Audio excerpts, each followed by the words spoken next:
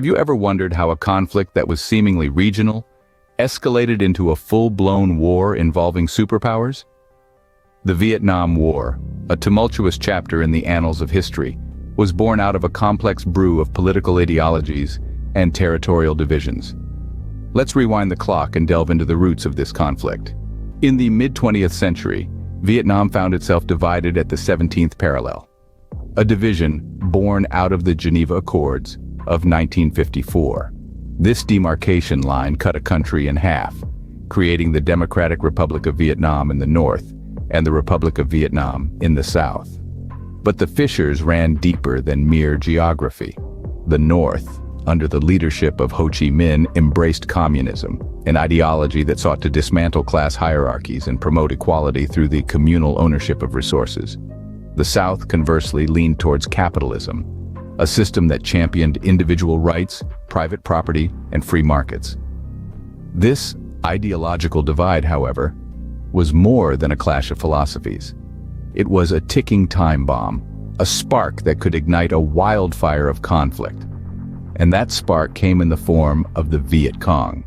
The Viet Cong, a guerrilla force with roots in the north, began to infiltrate the south, determined to reunite the divided nation under the banner of communism. Their tactics were covert, their resolve unshakable. They sowed seeds of rebellion, stoking the flames of discontent among the South's populace. As tensions escalated, the specter of communism began to loom large.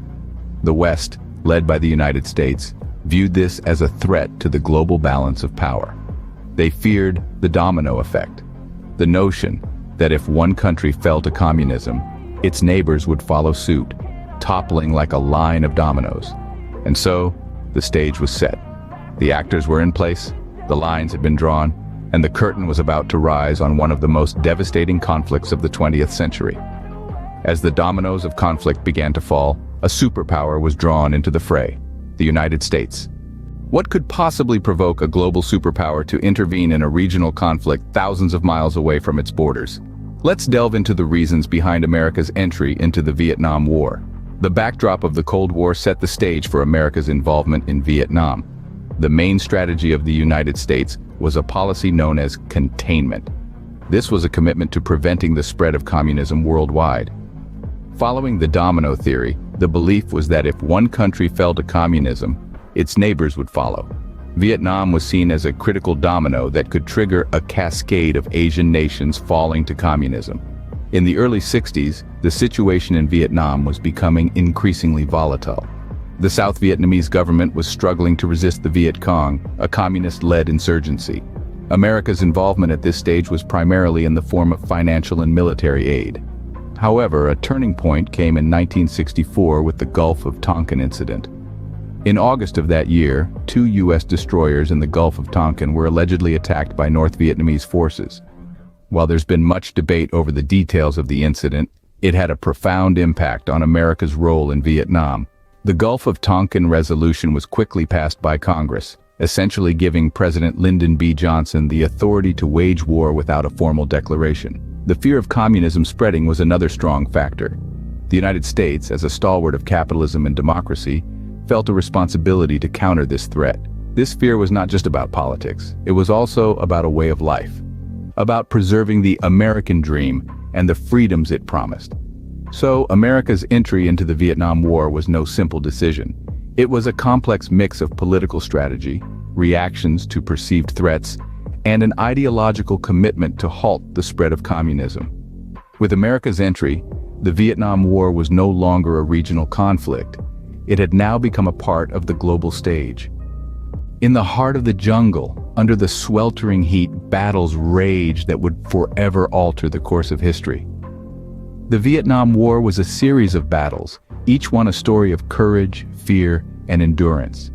2 of the most significant battles were the Battle of Khe Sanh and the Tet Offensive.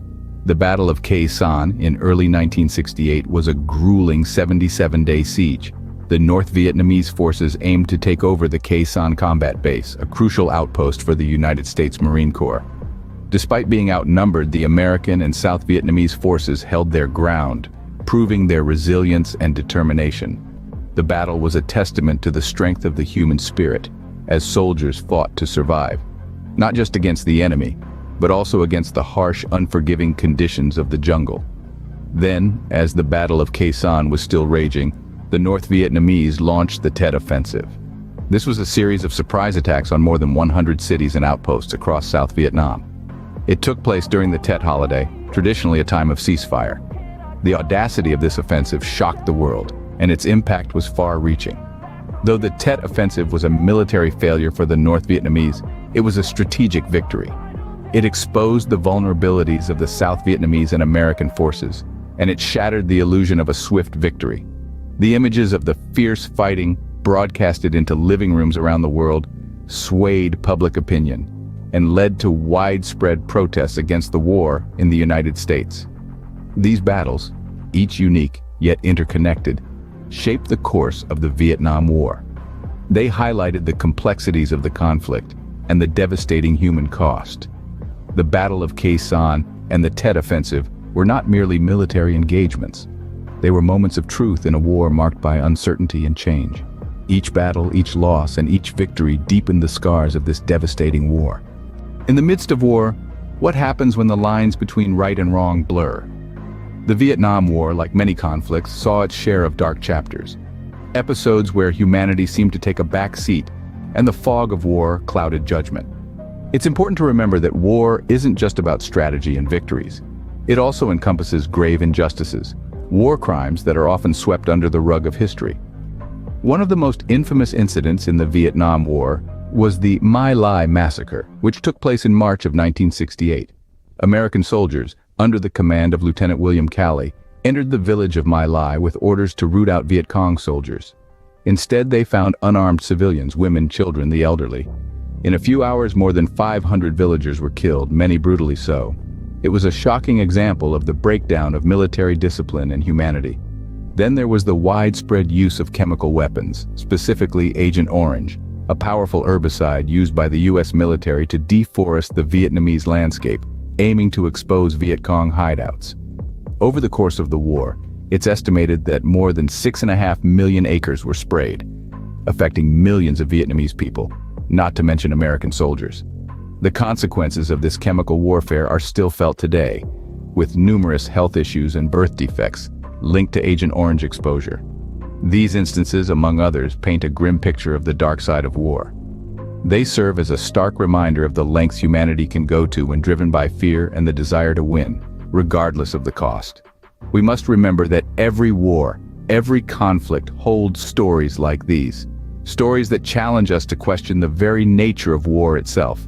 These dark chapters remind us of the horrific costs of war, costs that extend beyond the battlefield. When does a war truly end? Is it when the guns fall silent, or when the wounds finally heal? The Vietnam War, a conflict that had raged for years, reached its climax with the fall of Saigon in April of 1975. Caught in the throes of a war that had seen much bloodshed, Saigon, the once vibrant capital of South Vietnam, fell to the advancing North Vietnamese forces. This marked the end of a war that had torn the nation apart, leading to the reunification of Vietnam under communist rule. But in reality, the war did not end with the fall of Saigon. For the American troops, it ended with their withdrawal in 1973, 2 years prior. A withdrawal that was not a victorious march, but a hasty retreat. A retreat that left behind a nation scarred and a people in turmoil. The aftermath of the war was a time of reckoning for both the Vietnamese people and American society.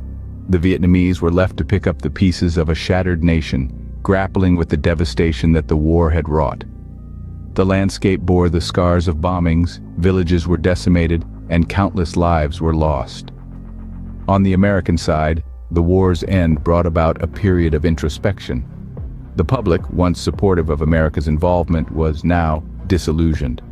Protests rocked the nation, and the war became a symbol of American overreach. The war had not only claimed the lives of more than 58,000 American soldiers, but it also left a deep wound on the national psyche.